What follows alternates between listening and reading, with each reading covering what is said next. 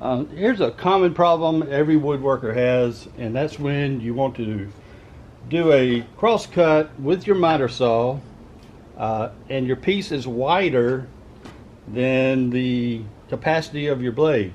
I stepped up from a 10-inch up to a 12-inch blade in the hopes that it would help me with my production products here, and turns out, it makes sense. You go from 10 to 12, that's 2 inches, but that only adds 1 inch to the radius, so you really don't add a whole lot. You have to get a really big blade to get across some of the wider planks. Here's 14 inches. I know the capacity of this is about 13, so now my dust collector is pouring out here. And the problem with it being too wide is you can easily cut it and then flip it over and cut it again, but that method is notorious for having a mismatch. And a lot of times in a lot of your products, a lot of your projects, that doesn't really matter. It's okay to have a little mismatch because it's hidden, or it just doesn't matter. But in some cases it does matter, and I have a product where it matters. And so I ended up having to either recut a few times in the hopes I'd get rid of the mismatch. Almost always I create a new mismatch and the piece is getting shorter and shorter on me, or I end up with trying to sand it down. And as any woodworker knows, sanding is great for smoothing things, but when it comes to material removal, it is a long and laborious process, to the point you only do it once and you realize I'd rather get that mismatch out rather than try to sand it out. So here's a trick I've discovered on my own. I never saw this trick before. I'm going to give you 2 tips though. They're kind of related. This first one is, if you have, well, let's go ahead and do it. Let's say we're going to cut only 2 inches off of this piece here, pretty close to the end. A lot of times you're tempted to just step up, try to get it close, and yeah, we're right there. But the problem is you're only using this part of your fence, and sure enough, here I am shaking it and getting it, and I'm concentrating on getting the teeth to line up, and I have come off the back end here.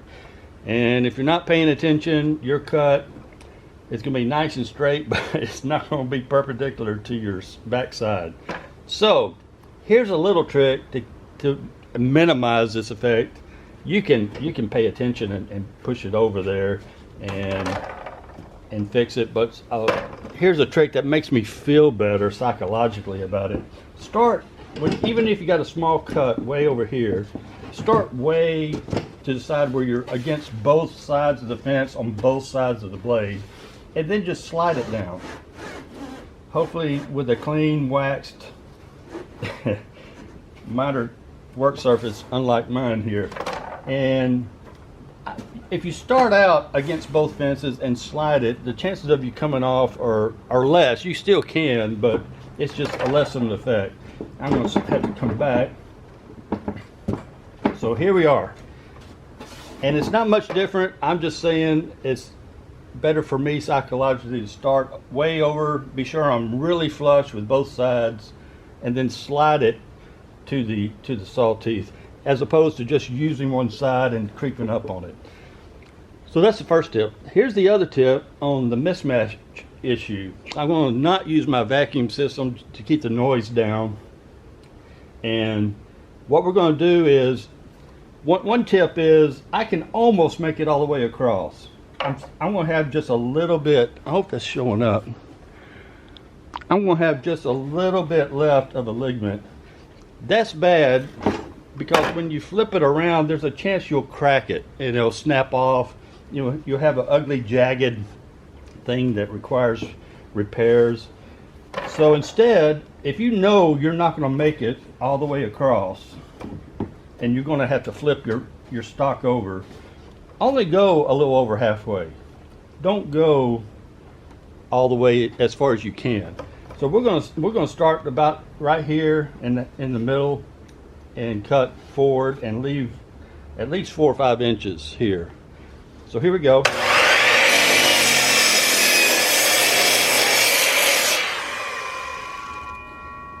And let me do it the way we usually do it. We flip it over, and we should have done this at the very start, but I'm going to make my 2-inch mark. Do it again right about here. So here's my 2 inches, just like we did on the other side. Don't do it this way. This way I used to do it, and I always got a mismatch. But I'm showing you what these mismatches look like. I'm going to try to line it up, and here we go. And of course, I did not create a mismatch. It actually lined up pretty well there. So this is a terrible example for my video, but normally there's a miscut. Let me do it again. So here's the trick.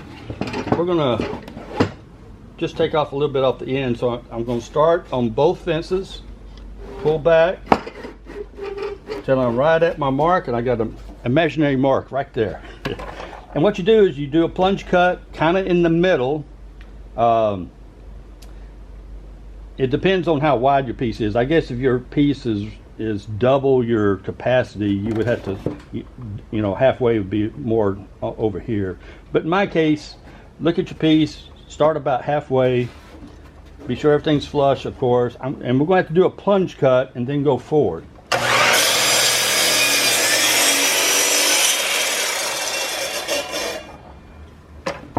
And we don't have to mark anything. Everything is fine. We're going to slide it in. And here's the trick. Instead of trying to cut along a line, you put your blade in the original cut. Now, if your blade feels like it's bounding up, binding up due to residual stresses, if you've got a feeling like in any way that there's something unsafe, don't do it.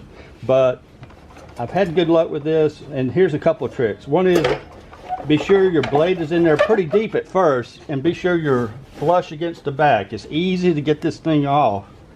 So as everything's flush, the trick is come up a little bit.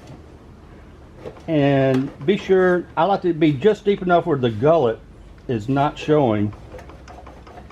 Be sure it goes all the way kind of back and forth, get a good feel, and then start it from here. The teeth never come out until you're finished with the cut, and you will not get a mill step. It's pretty amazing, or if you do get a mill step, it'll be very minimal. I've had really good luck with this method. Instead of having to buy a huge blade to cut, 15, 20 inches, I've been really lucky that I discovered this method to do straight cuts for wider pieces than the capacity of my miter saw. I hope you learned something from this. And there's that damn phone again. Incidentally, our production item is the Haslet frame. If you have a metal building and you'd like to put in an exhaust fan or hang a light fixture on the outside and you can't figure out how to do it with these ridges, we sell Haslet products. This is unpainted. It's painted on one side, but we hadn't finished it. But I'm just showing you, we make a product that fills the contour, fills the gap. It gives you a flat surface that lets you screw in basketball hoops or light fixtures. We can make them narrow like this, or you can buy them wide. We can make them whatever size you want. Oh, here we go. It fits in there, gives you a watertight seal, gives you a flat surface, and it just plain looks good.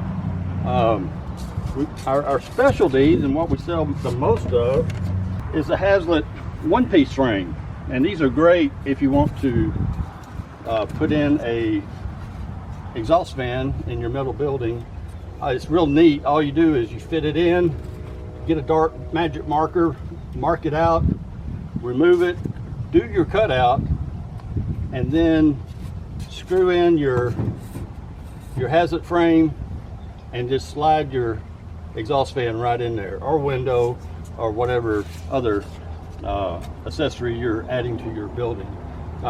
We also do a rooftop platform for fans and lights for metal buildings. This is our panel shown here, but we also do U panel, ag panel, and so anyway, contact us, let us know if we can help you out.